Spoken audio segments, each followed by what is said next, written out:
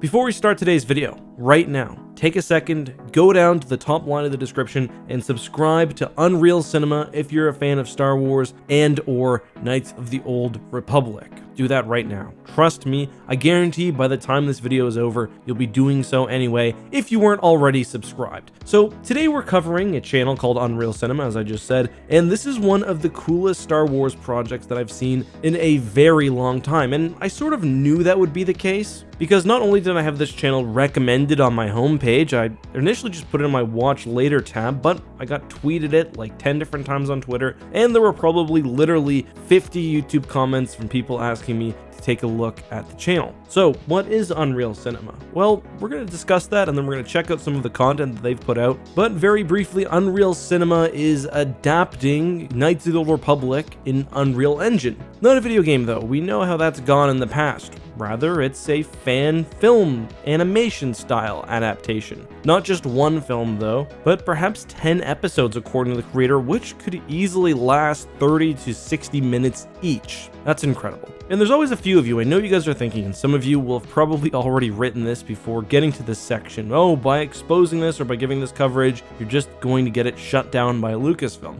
Well, it's not the case, because the creator himself actually reached out to Lucasfilm and got the green light for his fan project. So we're all in the clear. All right, so how are we going to handle this video? You guys have subscribed already to the channel. You guys have gotten the basics from me about what's going on. What I want to do now is actually go through and check out 2 of Unreal Cinema's videos. But what I'm going to do, because I don't want to leech views from the guy, I'm going to put a really annoying doge right over the middle of the screen so you guys can't fully see what's going on. That means if you want to see the videos in their perfect high quality, you got to go to the channel linked below. So the very first thing we're going to check out is I'm adapting Star Wars KOTOR in Unreal Engine, the video which is sort of blowing up on his channel right now.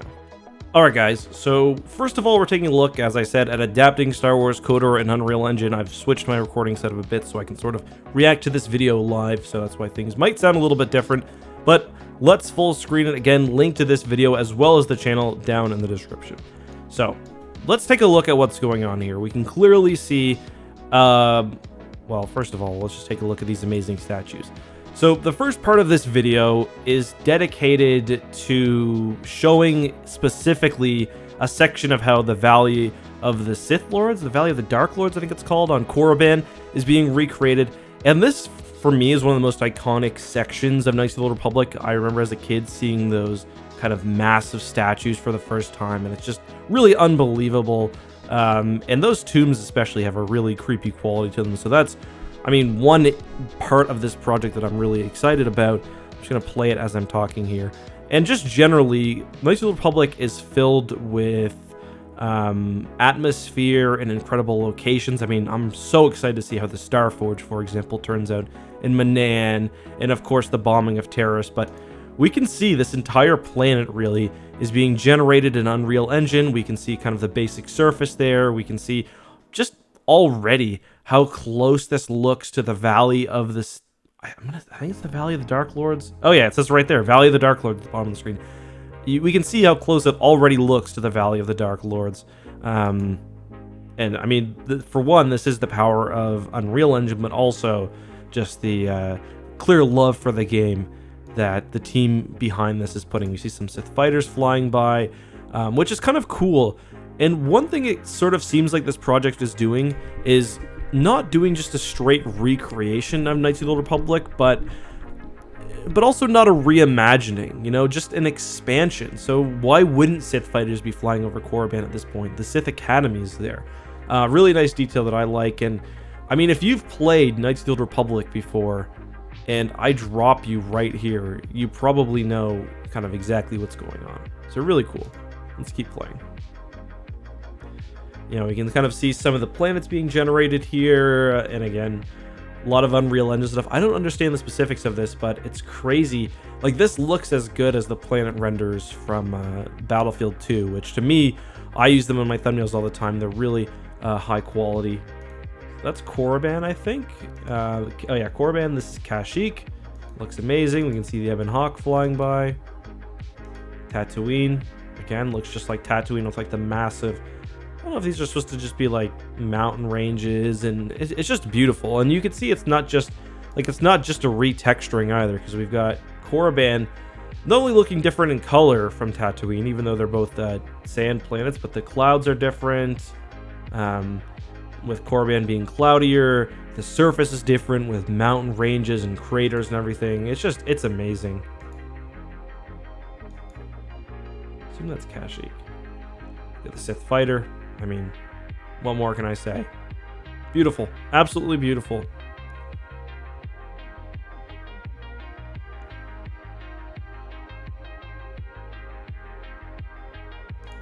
Alright, so here is one of the stars of the show, of course, the Ebon Hawk. And there's actually, if you go to the ArtStation pages and the Patreon pages, a lot of the assets, like there's a full team working on this, and some of the assets are also from others in the community, which is something that I've seen Star Wars fan films do a lot. My fan film, Battle of the Dreadnoughts, did that, as did my promotion for my Star Wars Squadrons tournament. It's great to see these guys, with permission of course, use assets and cooperate, and that's how you can get these incredibly impressive large-scale projects like this with only small teams. That and a lot of dedication. I mean, yeah, look at the foliage moving. Beautiful. I love the kind of attached shot to the front of the ship. So yeah, like, again, this isn't just a remastering of the cutscenes. This is like a full presentation of the game in film form, at least as much as I understand it. Of course, we get the Big Daddy himself, Darth Revan, his lightsabers, kind of going with the standard Legends Revan with the dual wielding. I mean, look at that. The cape's moving. It's incredible. Revan looks great. I mean, what more can I say? Like, this little snippet that we get, I've seen this part before, so I kind of knew what was coming in this bit. It's really impressive. But now I thought it would also be fun, alongside with reacting to something that I've seen before, to also checking out a video that I'm seeing for the first time. So I'm going to cut away and go to that. Alrighty, so we're checking out his recreation of the Endar Spire, which of course is the first section of the game. By the way, guys, he's at 10.9k subscribers. He did gain about 4,000 today. We've got to at least double that. Seriously. All right. It's my first time seeing this. The Ebon Hawk looking amazing. Like, look at the... It's just crazy, like, what Unreal Engine can do with, like, meshes and material like this. Like, the bunks look crazy. Obviously, I think that's the hyperdrive.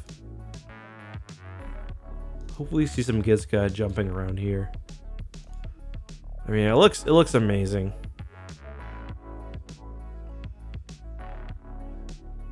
Sith Trooper armor.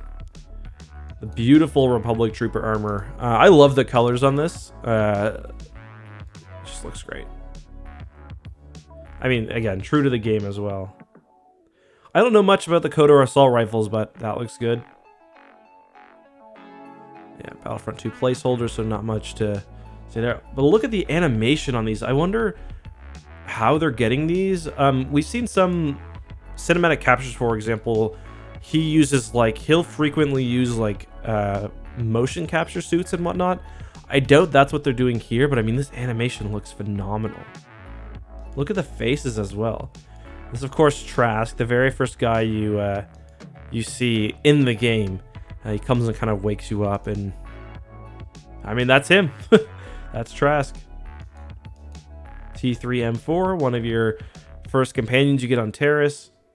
Of course, retextured for the Endar Spire, because back then they don't have the R2 units, right? They've got the is it T3 or the T3 units, I think. But yeah, amazing. Let's just compare the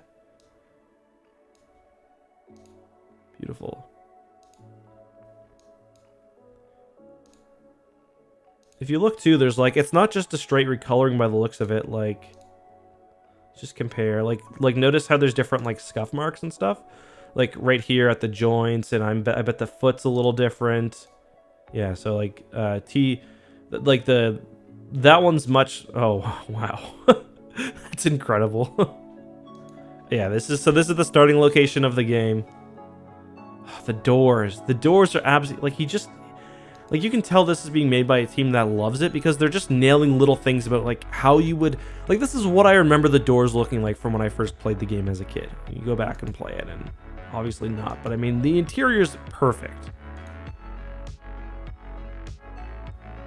Oh, so you can kind of see how he's recreating the scene, kind of blocking it out like this, so they can film in it, in the actual engine itself, and all the lighting is right, and the scene is built properly, even if it's just in the background. So they're going to end up recreating large portions of the game, which is really cool. And I mean, probably a smart way to do it as well. You take a lighting pass. Man.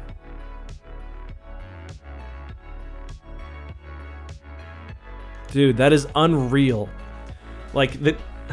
not meant to be a pun there, but like the camera angles, it's just, I gotta say, like, with something like a fan film or a fan project, especially when it comes to like a Knights of the Republic thing, you don't expect like creative shots like this. Like, I didn't even think about including something like that, but of course you do.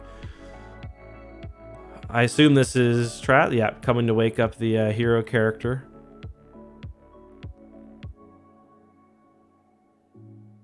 It's like, I love too how it's like both new but also kind of referential to the source material, like the troopers running up and facing off against the 3 Sith troopers here. It's just so good.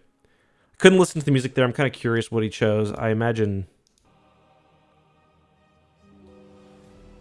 I don't know if that's KOTOR music. Either way, just incredible work, guys. And again, if you want to see this without the annoying Doge, and of course, I am not trying to claim this as my own. That is not why I put the Doge there, just so you guys have to go watch the thing yourself. Check out this amazing fan work, guys. We've got to support great, you know, stuff being done by the community. And that includes when somebody does something incredible, you know, go support them. Go check it out. At least throw them a follow on YouTube. They've also have a Patreon. The Patreon, I will say, is not just for this project, but for everything they do. So go throw some money at that if you want to support their efforts generally. But let me know if you guys are interested in more coverage of this. I'm sure I could try to get in contact with the guys doing this project.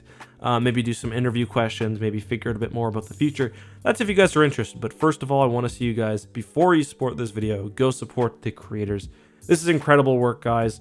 But until next time, this has been your host and friend, hopefully, EckhartsLadder. Be safe, have a good one, and may the Force be with you.